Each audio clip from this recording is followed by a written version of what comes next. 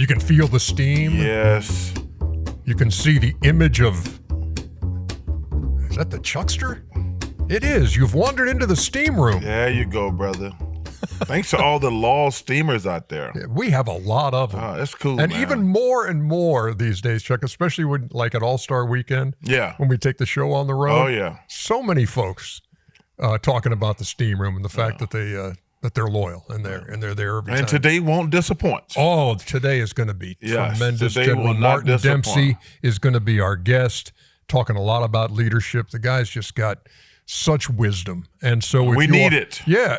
If you are a business leader, if you are in any position of leadership, or if you are, again, he talks about the importance of followers as well. You will love this. Yes. And so have pen and paper handy because you're going to be jotting down notes from this one. Not unlike the way Chuck jots down his first of all, but this one, it appears that you may have lost your nice stationery. I didn't. I just was writing it down and I didn't get it to the stationery. I'll have it back next week. So let's get started. I heard some news on this morning that the great Gene Hackman had passed away, and I just want to say, hey man, you lived a great for life.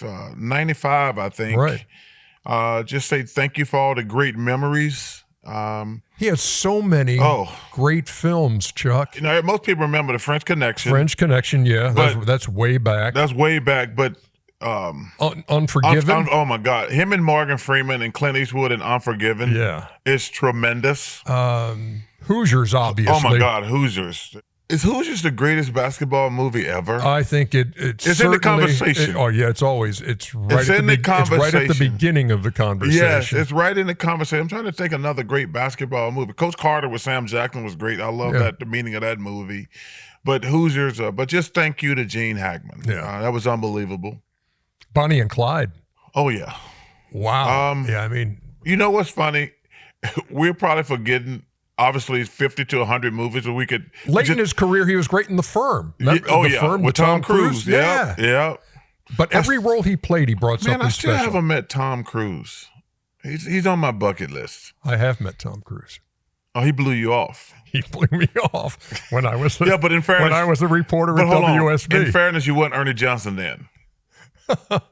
You were just a local sportscaster. Yeah. You were not Ernie Johnson, the Godfather then, in fairness to him. Well, Tom Cruise would not blow you off today. We'll have to see. We'll have to have him on the steam room. That's right. With who? With Charles Barkley and who? The guy I blew off at Road Atlanta back in the mid-'80s? I think I saw a trailer. Mission Impossible is coming out sometime in the spring or fall. Right.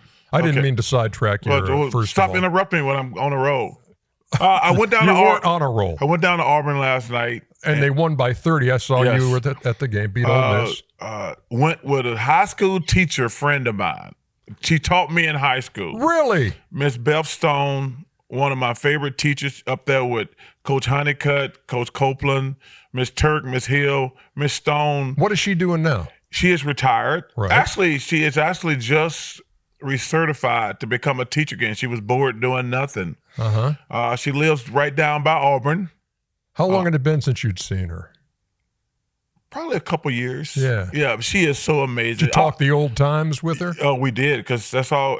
Because the cool thing about Leeds, you go K to 12 together. Right. So all the teachers and students, we've known each other our entire lives. A lot of schools, you go to different schools, even the same city.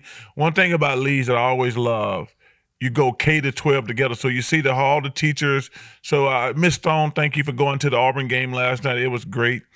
But two cool people I got an opportunity to spend time with were Coach Sonny Smith, who I love to death. And who you played for. Who I played for, man. He's just I love the guy. Him and his wife, Jan. I just got number love and respect. They're getting up there now, so it's always great to spend quality time with Coach. I love the guy, and I just thank him for spending time with me last night. We had a great time. The other person I got to spend time with is one of my great friends, Gary Gottfried.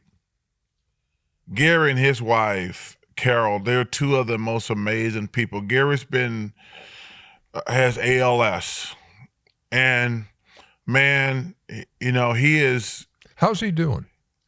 That's a good question. I don't even know how to answer that question. he annoys me because he's always in good spirits. Like, he talks with the computer, Right. but he always is in a great mood. And the way him and Carol have handled that situation, they introduced me. I did Tim Green's podcast. Gary didn't even know this. I was a big Tim Green fan for the Falcons. Yeah. Back in the day. So I did his podcast to support ALS. And who's the guy in New Orleans? Steve Gleason. Steve Gleason, yeah. We did his podcast, because, man, those three guys, the way they handle ALS, man, I got nothing but love and respect for those guys. So shout out to Gary, Coach Smith, and my high school teacher, Miss Stone. So it was a great night at Auburn. And Bruce Pearl, I love you guys, man. You know how much respect I got for you and the coaching staff and those players. Number one for like 3 straight months, man. Love you guys. I'll see y'all at the Final Four. Hope y'all caught that. Hey, and last and definitely not least, I want to give a shout out to the great Diana Taurasi, who just retired. 20 years. 20 years in the WNBA, 3 WNBA titles, 3 Connecticut titles, 6 gold medals. Yeah. Let me repeat that. 3 WNBA titles, 3 at UConn, and 6 Olympic gold medals. And I'm not going to be stupid and get into the debate because, that's for the guys on TV, like the losers who talk about LeBron and Larry who got no talent. LeBron and Michael. I'm not going to get into a debate about who's the greatest female player ever. I just want to say thank you for all the memories. I've been blessed to know your coach, Gino. Shout out to Gino, one of my favorite people. I've got to know him, so I've kind of a pseudo UConn fan the last X amount of years and paid attention to all his accomplishments. And, man, I just want to say thank you to Diana Taurasi, man. 20 years and, man, she gonna have to have a big house with all that stuff. Yeah, no doubt. I mean, that's amazing. And I'm with you on that whole GOAT conversation. It's just ridiculous. Yeah. Why? Because just appreciate. Just appreciate. Guys on television and radio who have no talent, they want to get clicks from these fools on the internet and call in radio shows because it's just stupid. I've said that about the Michael LeBron thing. I said, people who have no talent argue that because they want people to call hours to fill. Hours to fill. That's all they do. But the public, they're stupid. They'll fall for the trickeration. But I just want to say thank you, Diana Taurasi. It's been an honor and a privilege to watch you play. So thank you. It occurred to me too, Chuckster, that as we prepare to do March Madness again, and you and I will be in that New York studio. Oh, man. A few years ago, you were really, really excited about Auburn's prospects, and they got to the Final Four. I can only imagine that this may be a bit nerve-wracking for you this year. Well, it's the worst thing ever. Go in as a 1 seed, and it's the worst thing ever because I remember when they used to make fun of Jay Wright. Jay Wright's one of my great friends. Every year Villanova was ranked number 1, they would get upset. They went through the same thing with Virginia, with Tony Bennett, who are 2 of the great coaches. And I love Jay Wright.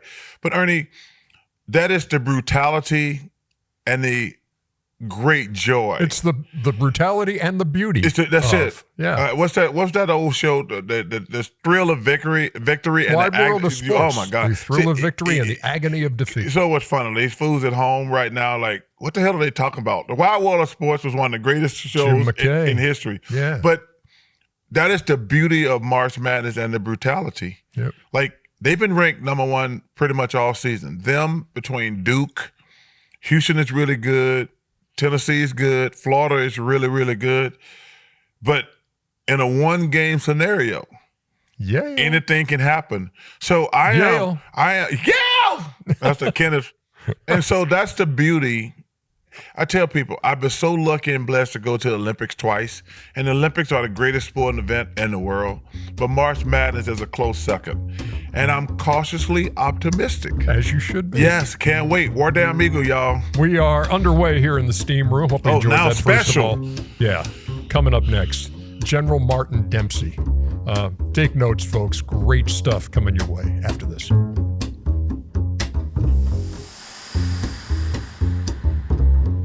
Wow. We are back inside the steam room, and wow is right, because this guest, this is going to be one of those, Chuckster, and I would recommend to all the loyal steamers who are listening that if you are somewhere right now where you have a pen and paper, have it handy, because you'll be jotting down some pearls of wisdom here during this discussion. If you're out on a run, or if you're somewhere else, you're working out, you can listen to this. You can go back and listen to it and make notes then, because it's going to be rich. It really is. So it's awesome, and we are honored to have General Martin Dempsey, the 18th chairman of the Joint Chiefs of Staff from 2011 to 2015. Plays a major role in the NBA, as a matter of fact, as a special advisor to Adam Silver. He's chairman of USA Basketball.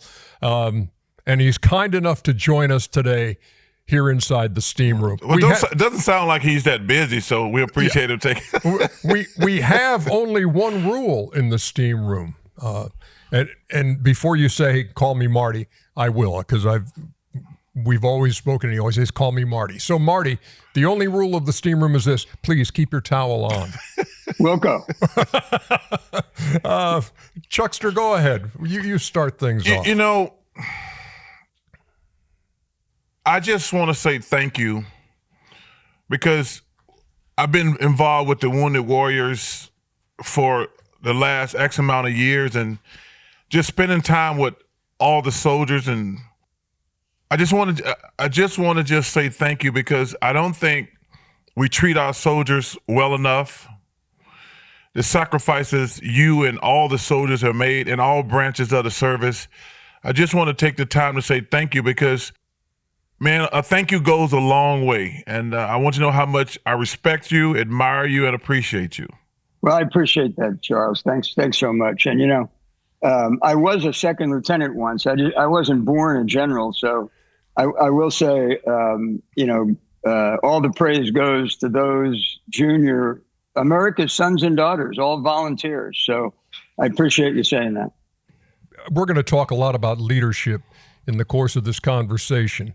But I do want to touch on something that's been in the news this week. Since the last time we spoke at All-Star Weekend, General Charles Q. Brown. Yes, sir. Dismissed as Joint Chiefs of Staff chairman. And in this purge at the Pentagon. So how did that hit you?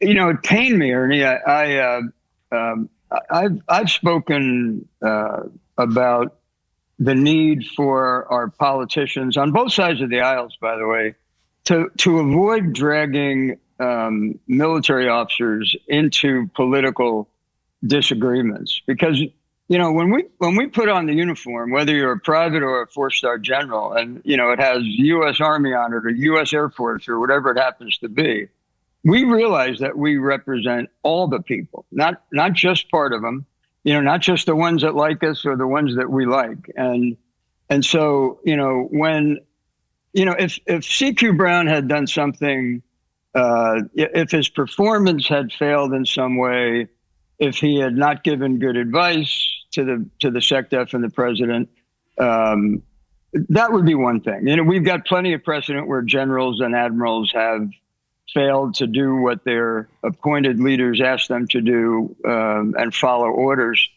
But as far as I can tell, CQ Brown was dismissed because some perceived or believed that they disagreed with some of their political ideologies, and that's just a shame, because we need to stay in the middle. America needs to know that its military, is nonpartisan. They'll follow who's ever placed above them and follow legal orders. And, this kind of confuses that a bit, I think. Yeah, it's interesting. I just had this conversation with my friends this weekend about visiting the White House. Because the thing came out, first of all, they just said the Eagles were not going to the White House. That's how the conversation started. I said, I hate that. And then they came back and said, no, we would definitely go. And I says, yo, man, I don't care who the president is. He's the president of the United States. It's bothered me the last 10 years. They're like, well, I'm not going because this certain person's president. I was like, dude, it's the president of the United States. Even though I disagree with President Trump on some things, if I met him, I would still give him the respect and dignity he deserved. Like I say, yo, we can disagree, but it bothers me when these teams don't want to go to the White House. I'm just disappointed, and he touched on it a little bit, why we got so divided.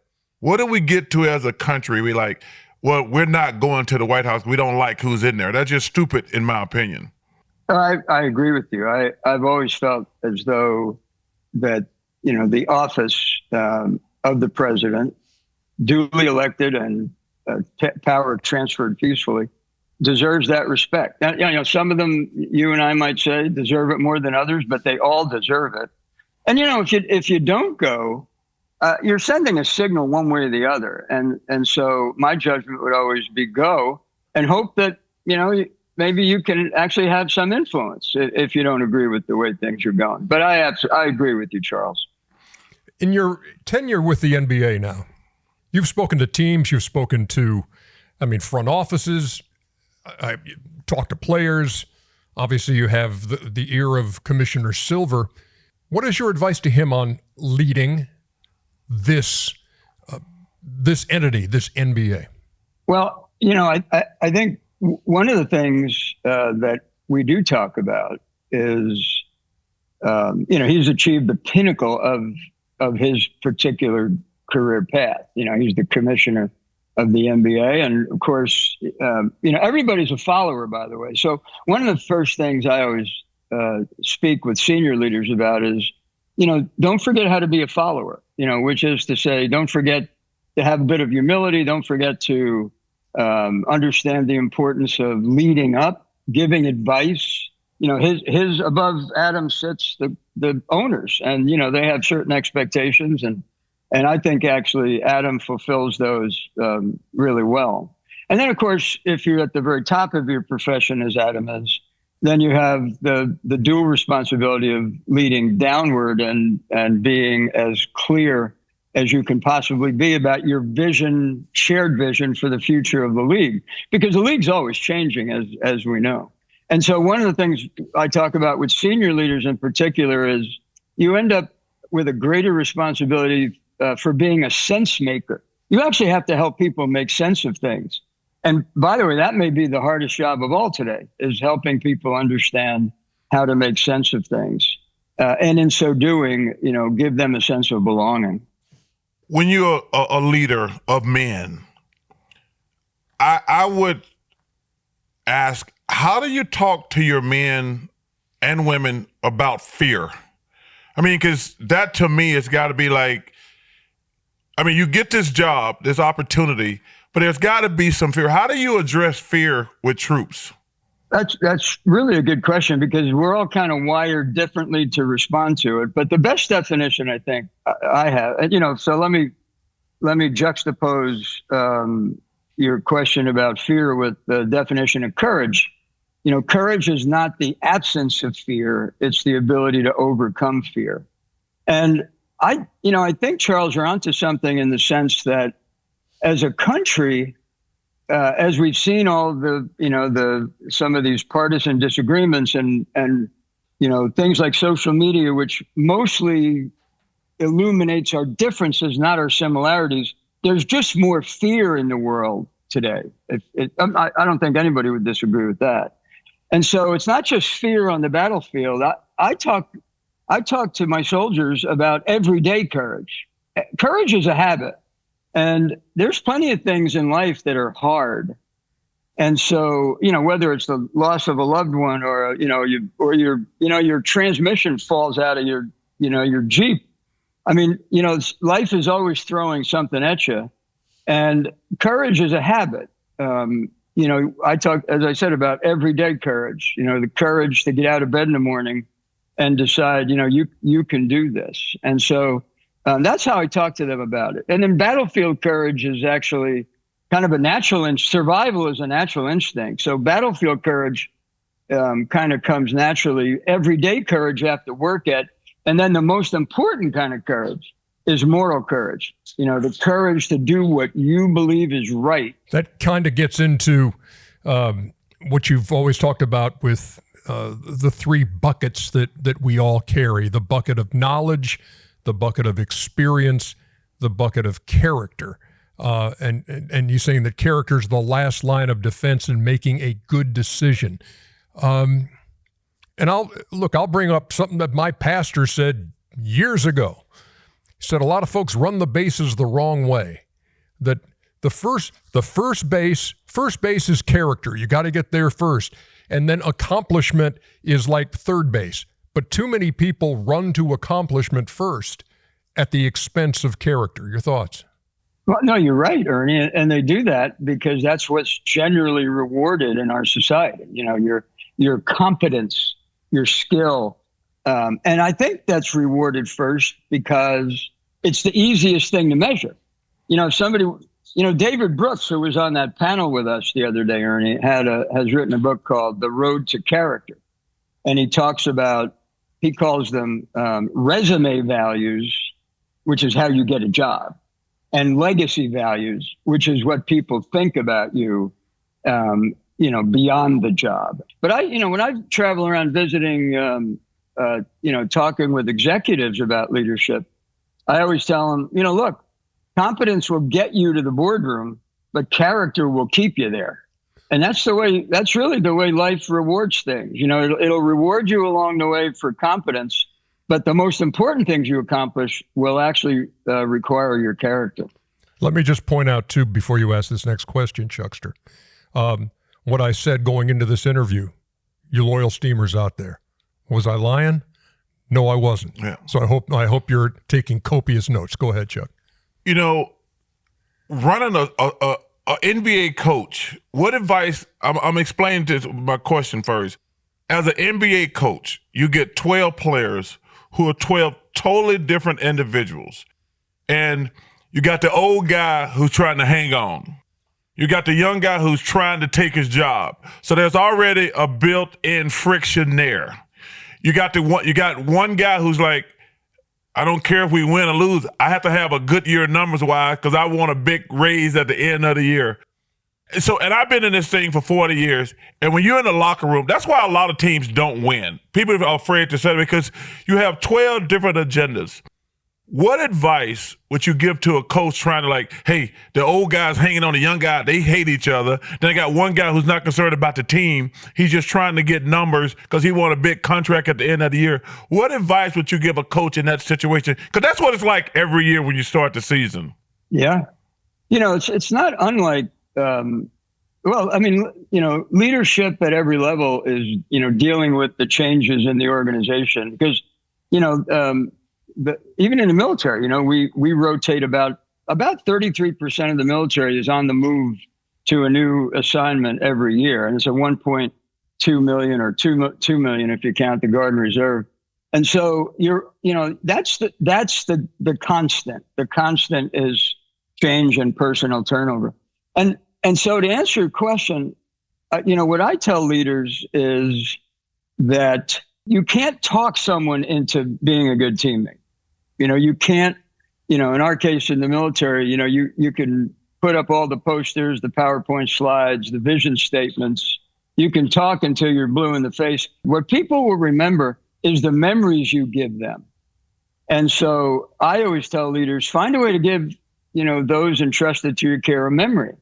Why does it matter that the senior players on a franchise embrace and help develop the younger players and give them a memory of why? So like in the military, for example, we might take our junior leaders on a staff ride. We might go to Gettysburg or Antietam, or we might, if we're overseas, we might go to Normandy, and we have them walk that terrain and feel. Here's the thing.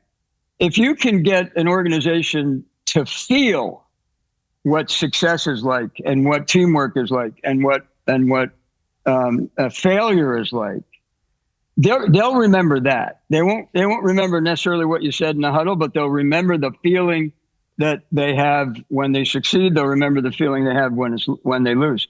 And so it's about giving them memories. You got to find a way to give those give that team or give, my soldiers, you got to give them a memory. And if you give them a memory, it'll last. So Twofold question.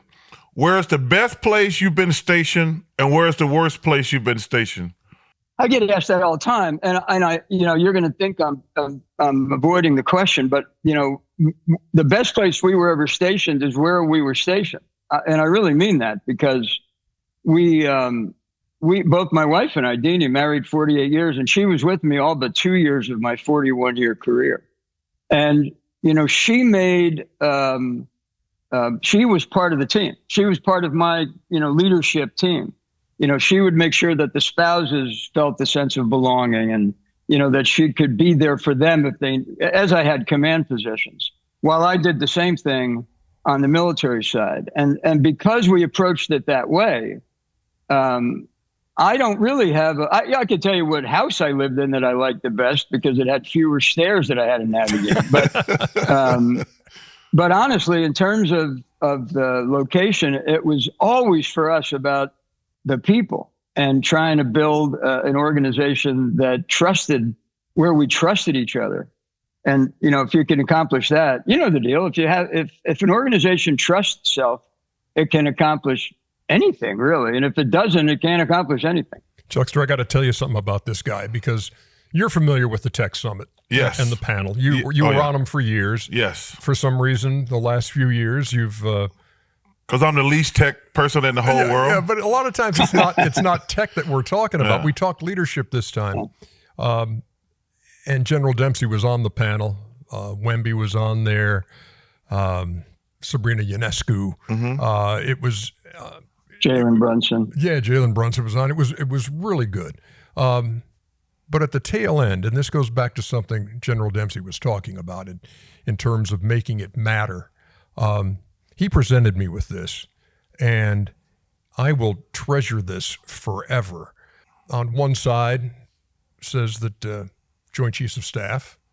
On the other, keep the camera right there, make it matter. And that meant so much to me that you would take the time at the end of that panel to present me with that. It rocked my world. It made that morning matter even more. So I thank you from the bottom of my heart for that, Marty.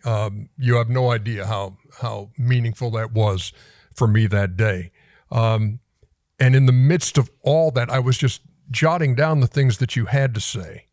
One of those being, don't bring facts to a feelings fight. Where does that play in, not just in the NBA, but just in terms of a leader and in terms of business and in terms of trying to get folks to buy into a leader's vision? Well, thanks, Ernie. And by the way, you deserve that. And if you remember, you had asked me a question earlier in the panel about how do you get through the loss, when you lose soldiers in a combat environment. And I kind of deflected the answer for a bit, because I knew at the end I wanted to actually give you a memory of how you do that, by making it matter. And so, but you've made it matter for a lot of people through the years, and so you don't have to thank me. You've earned it. That quote about I think I said don't just bring facts to a feelings fight, because of course facts do matter, but I think we would agree they probably matter less today than they did when John Adams famously said facts are stubborn things. They matter less. And why is that? They matter less because of the ubiquitous nature of information, whether it's social media or otherwise. And that information can be manipulated. It can be, it can be caused to bring doubt rather than clarity.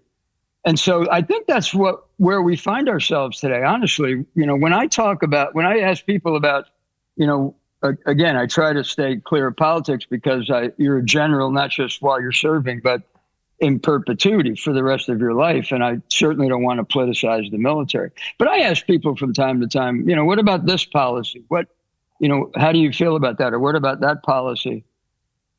And generally speaking, their answer won't be filled with facts. It'll be filled with expressions of feelings about whether they think they're going to be better off or not as a result. But it's a feeling. And so my judgment is, when you're in a contentious situation, you have to match feelings with feelings. And I don't mean that in an emotional way, but I do think that feelings probably, and narratives and storytelling and making sense of things through explanations, not, just, well, what about that? And, you throw out a bunch of facts on the table, which are promptly ignored. So I do think you have to be look, we got to be a little more empathetic these days. You still have to have standards, obviously, but you have to be a little more empathetic with what the people, what our fellow citizens and our employees and our junior leaders are going through. And the more you can be empathetic about it, which is in itself a feeling, I think the more persuasive you'll be. Who's the first person mentioned military career to you? My mother, actually. I don't come from a military background.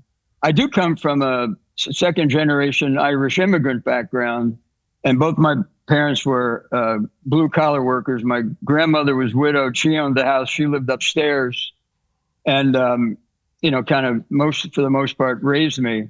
And I mentioned the blue collar part because college was a dream. Nobody in my family had ever gone to college before, and I had some opportunities, but all of a sudden West Point contacted me, and I've never seen my mother more excited about something. There was a show in the 50s called The West Point Story on out of CBS or something, black and white, round little 6-inch television screen. Rabbit ears. And yeah, absolutely. And for some reason, my mother was fascinated by that show.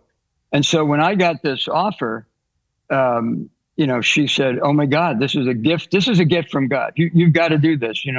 Look at how people in West Point have fared through the years. And, this is your time." And I said, frankly, "Mom, I'm not going to West Point." Because I was watching the same show, but I was looking at it through a different lens for sure.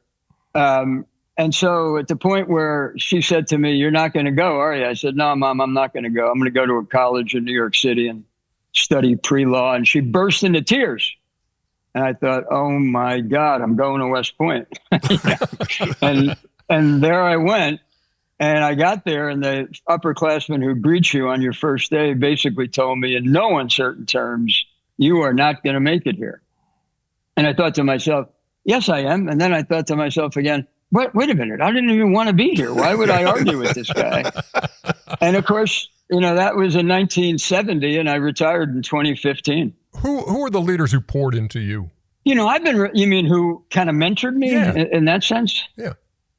I've really been lucky, Ernie. From my first troop commander, a guy named Jim Knowles, who I still stay in touch with, who really invested in me, and my first platoon sergeant. That relationship between a really young new officer and his sergeant, who's probably been in the military for 10 years, is magic when it works right. And then all the way up to and including, when I became the chairman, one of the first people to knock on my door was Colin Powell and said, "Marty, let me come in and explain to you how this works." So it was great though. I mean, we had lunch about every 90 days until, for probably for the first 2 years. And I think at that point, he probably felt like I could go off on my own, but he was right there for me. So just a whole bunch of people, really. Let me have a question for both of you guys. Because you've been a leader of your team, Chuck. Are leaders born or do you decide to become a leader? Well, everybody can't be a leader. Everybody can't be a leader. But when you are a leader, it's very difficult. Because that's why I asked him that question earlier. Because when you become the star of a team, you become the de facto leader. But you have 12 different personalities. Like I say, you have the old guy who's trying to hang on because he got a family. You got the young guy who's trying to kick his ass, who wants his job. He'd be like, so that's an instant conflict right there. And that's the way sports work. There's always old guys on the team, and we bring in new guys every year trying to push the old guys out. So there's a built-in conflict right there. Then you have the guys like, I don't care if we win. I know if I put up good numbers, you're going to pay me or somebody else going to pay me. So you got him. He's an outlier. So that's why I tell you, Ernie, it's hard to win because it's very seldom when we're all on the same page. I'll give you an example. When I first got traded to Phoenix, we all got together. I said, guys, we got to win the championship. That's the only thing I haven't accomplished. In my first year in Phoenix, we always talked about, let's do whatever it takes. Let's try to win the championship. We lose to the Bulls in the finals. When I get back to next year, guys start, hey, why is this guy making more money than me? Why is this guy playing more than me? And I remember sitting with the owner. I says, I don't think we're going to make it to the finals again. He said, why? I says, last year we were all rowing the boat together. Now we got this guy over here open up a restaurant. I'm like, he's not even good enough to open up a restaurant, but they were trying to give him all the flowers. Then this guy's like, well, why is this guy making more money than me? This guy wasn't good enough to open a restaurant. Yes, it's true. Yeah. Only Dan Marley should have opened up a restaurant, just for the record. I love Dan Marley.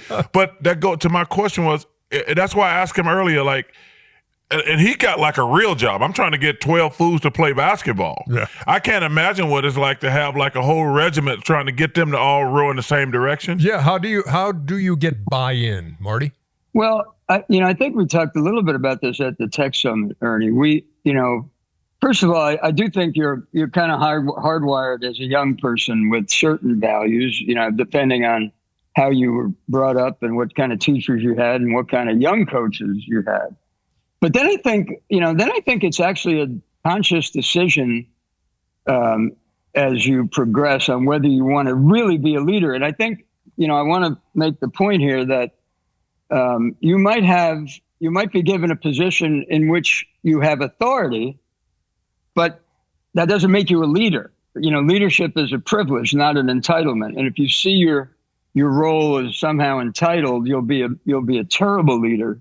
So you have to understand that it's a privilege. And then the second thing is, and this is what we talked about, I think, at the Tech Summit, I'm always so much more impressed by a leader who accomplishes tasks through influence rather than authority. I always felt like if I have to assert my authority, and by the way, of course there were times when I had to do it, but I always felt like if I had to assert my authority, that I probably hadn't done the job as well as it needed to be done. Because if you're interacting with your team, I think whether sports or military or corporate, and you're influencing them along the way, they gain your trust, and you trust them, then things are going to get done as a team. On the other hand, if it's, hey, this is what I want you to do, my way or the highway, there's no, they don't take ownership of that. And really what you're trying to do is get people to take ownership. And I think you do a better job at that with influence than authority, notwithstanding the fact that sometimes you have to assert yourself. What's interesting about that, Ernie, I had to learn that on the fly. Derek Smith, Rick Mahorn, myself, Dan Marley, we yell at each other to rise the level. And the hardest part for me when I first became the guy, like, you can't yell at everybody. He just touched on that. Like, some guys, you yell at them, they might start crying in the middle of the huddle. I know, like, when I was playing bad, Derek Smith called me every name in the book. Same with Mahorn, Dan Marley. Dude, you're supposed to be a star. Be a star. And that's the way I was like, I believe if you, and I used to have that thing, like, if you yell at people, they're going to pick it up. But to pick it back on his point for me was like, some guys you have to just pat them on the back. Hey, it's going to be all right. We can do this. We can do this. Some guys you can yell at. And that to me on an NBA, and I'm not comparing myself to like a real soldier or anything, but like on an NBA team, you have to figure out who you can yell at. And same thing with a coach. I think that's the hardest job for an NBA coach, trying to figure out who he can yell at and who he has to pat on the back, who has to massage his back all the time. And there's a talent to that. And I would go about, and I'd love for Marty to expound on this, because I know you've written in the past about creative friction versus destructive friction, and that disagreement is not disloyalty, even though there are certainly leaders who will view it that way, that if you're not with me, then you're not loyal. Yeah, absolutely. I'm probably the physicist in me. By the way, my degree, my master's degree is actually in English literature, so I'm being facetious in describing myself as a physicist. But I do know from physics that let's take an automobile. The only way that thing moves is if the tires create friction with the asphalt. That's it. It won't move unless there's friction created. And that metaphor works for me in the workplace. I do think there's a way to create friction creatively and collaboratively that keeps things moving. And then the opposite is, kind of destructive, like Charles said, destructive criticism, which tends to, have the opposite effect. I just heard Tom Friedman. I think you know Tom. He was at a panel right after us, actually, and he has a phrase that he uses to describe systems that are either low information or high information. And let me just give an example of a low information system. So, China, President Xi, dictator. Nobody wants to tell the emperor that he's not wearing any clothes, and then COVID comes along and it's very secretive because nobody wants to tell the president that their president that we have a problem. It's a low information system. And so they made bad decisions, which got away from. Somebody told Putin, hey, by the way, we can invade. We'll be in Kiev in 96 hours. They're going to fold up like a cheap tent. Low information system. Nobody's given advice, to temper this wild enthusiasm.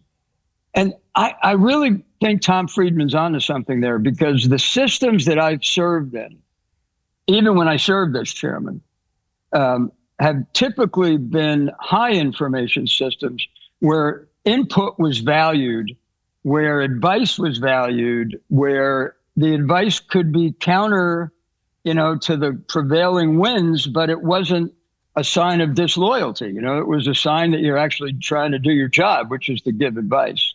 And so I do think one way to think about this is, I think you want to be in a high information system where inputs are valued and inclusion is important, vice a low information system where, only a small number of people have any influence. And generally that leads to a bad outcome. General Martin Dempsey, amateur physicist, by the way. And I can't thank you enough, Chuckster and I both, for you taking the time today. It's been rich, and thank you so much for the time. Thanks for the dog tag. It's always in my pocket, and I appreciate you very much. Thank you. Thank you, guys. Yeah, no, it's great to be with you guys, and I'm sure our paths will cross again soon. Yes, sir. Not soon enough. Chuck and Ernie in the steam room. Come and join us in the steam room. Chuck and Ernie in the steam room. Leave your towel on in the steam room. Chuck and Ernie in the steam room. Chuck and Ernie in the steam room. Leave your towel on in the steam room. That's every time I hear that, I see why they call me old brown eyes. Yeah, I do, and I thought, but it was really well done on your part. And Thank I think you. It mixed in very well with the whole theme. Anyway, everybody can't be good at karaoke like me, though, Ernie. you're not, and I've witnessed it, and it's horrible. And you've done it on the pod, and you've done it on the air, and we've seen it, and it's just not good. The heat is unnecessary. It's just not good. But you're going to get plenty of love, as you always do, from Chuck's answering machine. Yes. What's the number? 404-987-0330. Here is call number 1. Hello, world. This is Charles Barkley. Leave me a message. Hi, Chuck and Ernie. My name is Jane. I am a proud Canadian, and I wanted to personally thank you, Chuck, for guaranteeing the U.S. winning the hockey game. When I saw that, I knew for sure we were going to win the Four Nations tournament. So thank you very much. Also want to say I'm a loyal steamer. I'm not really a basketball fan, but I'm a fan of you too. So thanks for the laughs. Thanks for the thoughtful guests. And thank you, Chuck, for your guarantee. You know what, Chuck? Jane, it's too soon. Yeah, that was a heck of a championship. You know game. what? To go overtime, come on. Those two games, if you got those two games, you cannot ask for anything better. As a hockey fan, as a TV network, I mean, obviously the game we won, the 3 fights in a minute. Yeah. And then overtime game, which this dude Bennington, he stonewalled my boy Austin Matthews like 3 times in the first 5 minutes. And then obviously Connor. Yeah. Because you are such a great karaoke singer, it would have been interesting if someone had said, hey, look, Chuck, if the U.S. does lose that, you have to belt out "Oh, Canada." Oh, Canada, our home and native land, where true patriotism. Son. I got to need the words and some drinks. Yeah. But you know what? Hey, listen, you know how much I love Toronto's my favorite city in the world. Love Vancouver. Hate they moved that team out of Vancouver. Love it. Shout out to my girl Chris and my boy Rod Black up there. Yeah. Christine Simpson and Rod Black, 2 of my favorite people in the world. But man, Toronto, but that was great. Yeah. I got no complaints. Shout out to the Kachuk brothers. But that was awesome. And thank you for the call. Now, number 2. Hi, Ernie. Hi, Charles. With the Oscars coming up, I was wondering, what's the best movie you guys have seen this year? Also, for Charles, is there any movie like 1917 that you haven't seen yet but think should definitely win Best Picture? Thanks, guys. Oh, let's put that into a little bit of context. Because in season 1 of the Steam Room... I knew it was going to be something bad when you were asking Cap for... Of the Steam Room, we did have an Oscar discussion, and it went like this. Of the ones that you've seen, Chuckster, what gets your vote for Best Picture? 1917. It's outstanding. It's a typical... Wait a minute. I haven't seen 1917. I apologize.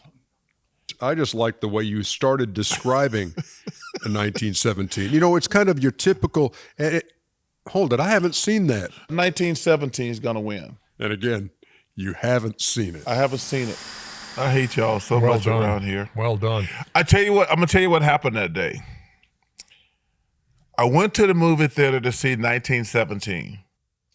Then on the wall, I saw The Gentleman with Matthew McConaughey, Charlie Hunnam, because I have a little man crush on Charlie Hunnam. And Henry Golding is in the movie also, and the guy from the character actor who's on Succession. And I really enjoyed that movie. Mm-hmm. And so you confused it with the movie you thought you were I was going to see 1917, ended up going to see The Gentleman with Matthew McConaughey and Charlie Hunnam and Henry Golding. Okay. Which was good. Hey, Cap, do we have the list of Best Picture nominees for this weekend? Nora, The Brutalist, A Complete Unknown, Conclave, Dune Part 2. Be careful, Ernie, with one of those titles. Be careful, Ernie. That's the one you need to be careful and the with. Substance. What? Nickel Boys. Yeah, that's what I said. I know. I just want you to be careful. I have seen A Complete Unknown. I've seen Conclave. Dune Part 2 got nominated. And yeah, you know what? You know what was really a good movie? It's not nominated as A Real Pain. Oh, with Jesse Isaacson, and again from Succession. Yeah, really good. So what do you think? I hear Demi Moore is great in that movie. Well, she's been winning all kind of awards. Yeah. So what do you think? Have you seen these? I have not seen not a single one. Really? I almost watched Conclave. You almost watched it. What kept you? I got a new crush. So, that's this, a good... Hold it. This is what kept you from watching Conclave. Yes. So, every week I fly here, and I get to catch up on movies and new TV shows. Yes, some of them you do. Yes. So, I'm clicking through the other night, and I was like, I haven't seen Conclave. Then let me see what series they got. Man, I'm in love with me some Billy Bob Thornton and Landman. So, Conclave. Lost out to the first 2 episodes of Landman. Okay. Man, Billy Bob, John Hamm is great. Yeah. It's good. It's very entertaining. Ali Lauder, is that her name? Mm-hmm. Man, I've only seen the first 2 episodes. So I was gonna. The way you talk about it, I thought you'd seen both seasons. It's only been 1 season. This is. I mean, I thought you'd seen the whole season. No. You know, I got my nights. I don't like things messing with my nights. Okay. So are you going to make a pick, or are you just going to, because you haven't seen any of them, just kind of beg off of this one? Well, you know, Zoe Zardano is awesome in The Lioness. I know. She's amazing. but you can't. But I have not seen Amelia Perez, but Zoe Zardano and her and Nicole Kidman and Morgan Freeman and this girl named Jill Wagner. Yeah. I love me some Jill Wagner. But A Complete Unknown, by the way, was very good. Who? A Complete Unknown. Oh, Bob Dylan. Yeah. Well, you know, I met Timothée Chalamet's mom in New York. She was so kind. At Faces and But then Names. he ruined everything, talking about he liked Kenny. Yeah, but he's and great. you. Yeah, he's great. And he's great, but anytime somebody mentioned they love the way Kenny dressed and they like you. Just one shy of the hat trick. Okay. Next call. Hey, Charles, this is Teja. Calling with a question for you. With all these big trades happening in the NBA, seemingly insane trades that we haven't seen in a while, what are some trades that almost happened back in the day when you played that didn't happen that people don't really know about? Excellent. Interesting question. Chuckster racking his brain. No, that's one trade. I got traded to the Lakers. And not many people know this. So I was on the trading block for like 3 years in Philly because the Sixers didn't know what the hell they were doing because they traded the #1 pick in the draft like damn idiots. I wish I could have played with you, Brad Darter. We would have been awesome together. But the Sixers were idiots and boneheads and traded the #1 pick in the draft. Then we went in the toilet. So, true story. I get a call one morning from my agent that hey, the Sixers finally pulled the trigger. Because I got traded like every day for like two years, be honest with you, before I finally got traded to the Lakers, excuse me, to the Suns. So my agent calls me, I got traded to the Lakers. And I'm like, damn, thank you, about time, I can't wait. So I get my friends together. We go to Fridays on City Line Avenue and we get blasted. We get blasted, Ernie. I say, let's meet at 12. I'm out of hell. I'm out of purgatory. We start getting drunk. About 3 o'clock, my agent calls me. The Sixers pull out the deal. We got a game that night. Ernie. I don't remember the game. But you probably had 30. I can't remember. I could fake and come up with some number. I am blasted. I run home, take a quick power nap, and I don't even know what happened in the game. I was so mad, #1, but that's the weirdest trade situation I ever been involved in. I did not know that story. Oh my God. It's a good one. It's a good one. All right, last call.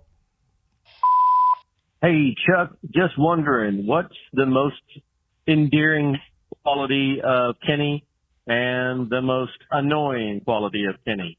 Love you guys. Kenny's most annoying habit is he thinks that we should get paid with every commercial. He thinks we're pseudo endorsing every product that we show on the show. And I said, Kenny, first of all, those commercials actually pay our salary and blah, blah, blah. So Kenny thinks, I give an example. They showed a tire company. And Kenny says, we're technically endorsing that tire company. I said, dude, what the hell are you talking about? You needed new tires. About 2 months later, 4 tires show up at my house. I called TNT. I said, what happened? He says, Kenny was and complaining. They sent all you guys tires. I'm like, are y'all serious right now? That's his most annoying habit. Now, what's the most endearing? He's got a pure heart. Kenny's a nice guy. He is, he's a great father. Kenny's got 2 young kids. the rest of us are too old to be having kids. Kenny still got some young kids, and he's a tremendous father. And I have nothing but admiration. And I think that because I've said this to you and Kenny, the two things I admire about you and Kenny is y'all both had the most amazing parents. I think they call it nuclear, where you have a mom and dad at home, and they're just, your mom and dad were tremendous people. Kenny's mom passed away, and his dad, I just saw him at the All-Star game. So I've always admired that too. My mom and grandmother were great. My dad, we obviously had some issues. We got it together later in life. But to have a great mom and dad, I think is always great for any kids. But I'll say this, Kenny is a tremendous dad. Yeah. Ditto. Well said. Yeah. Time now for Good for the Soul. EJ's good for the soul. I think that would be a great way to end the show. Love that idea. Good idea, Ernie. A toast to my big brother George, the richest man in town. All right. So just scrolling on my phone, came across That's something. addictive. Yeah, it's bad. I try not to do it very much, but there are certain times where, watching the news in the morning, and they're just kind of looking at your email and then looking at your Facebook or something. Oh, okay, friends are doing this, and then you hit a video, and then you go down that rabbit hole. Anyway, but this one was really good. Take a look.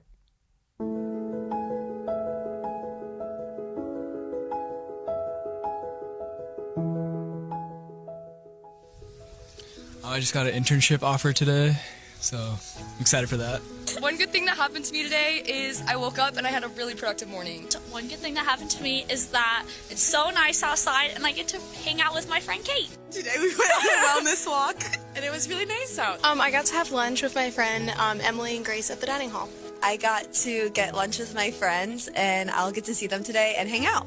I was able to talk to my mom on the phone. I woke up on my first alarm. This morning, a great guy, Jeffrey, said hi to me in the gym. We had a great lift. Something good that happened to me today is that my dad sent me pictures of my cats. I just pet a dog. I'm about to go teach Sound and the Fury by William Faulkner, and I'm really excited.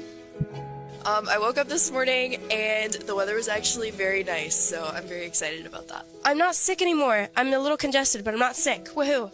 And I don't have a fever anymore. Okay, bye. I just got food, which was nice, a little snack, so that was good for today, because I usually don't get one, so yeah. I got the bus on time today, and I got to class right on time too. All right, bye. It doesn't take much, folks. First of all, tell that woman a Cliff Bar is not a snack. It's not, get a real meal, girl. Get a sandwich. It's a snack. A lunch would be a sandwich would be lunch. That's a snack.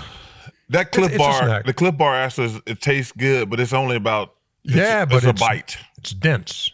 There's a lot to it. This is not about Cliff Bars. This is about being thankful. This is about recognizing moments. Simple stuff. It is. It doesn't take a whole lot. It can be just acknowledging someone's presence. It could be saying thank you. It could be saying, hey, nice job. Yeah. All of that is good, and it all counts. But what's really cool, a lot of them said, it's just nice out. Yeah. I just want to say thank you to Atlanta, Georgia, because it's been the worst winter ever.